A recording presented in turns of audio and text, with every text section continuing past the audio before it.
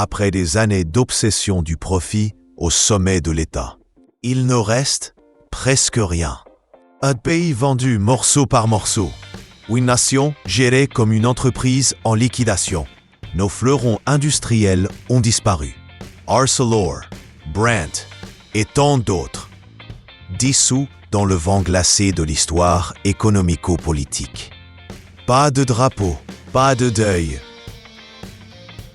Juste le silence. Pendant ce temps, ceux qui nourrissent la nation tombent. Un paysan se suicide tous les 2 jours. 2 jours. Oh non. Un silence. Puis, on passe à autre chose. On nous dit à la télévision que les petites villes meurent. Les commerces ferment. La dernière pharmacie baisse le rideau. Plus de médecins. Plus de vie. Tout le monde connaît le désastre. Mais si ce désastre n'était pas une fin, et si c'était une opportunité mal comprise? Dans un monde où l'intelligence artificielle va remplacer des millions d'humains, la France n'a peut-être pas vocation à être la plus rapide, ni la plus riche, ni la plus algorithmique. Et si la France redevenait humaine, Astérix renaît, pas comme une caricature, comme une réponse. Des villages à taille humaine, des petites villes vivantes.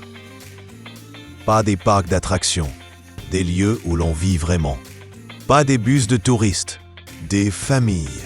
Des gens qui viennent chercher ce qu'ils n'ont plus. Le temps, le silence, le lien, le vrai, on y vivrait comme autrefois. Pas par nostalgie, par choix. Des visages, du pain, du feu, des histoires. Une France que le monde riche serait prêt à payer cher pour retrouver. Car l'authenticité ne se brade pas. Elle se mérite.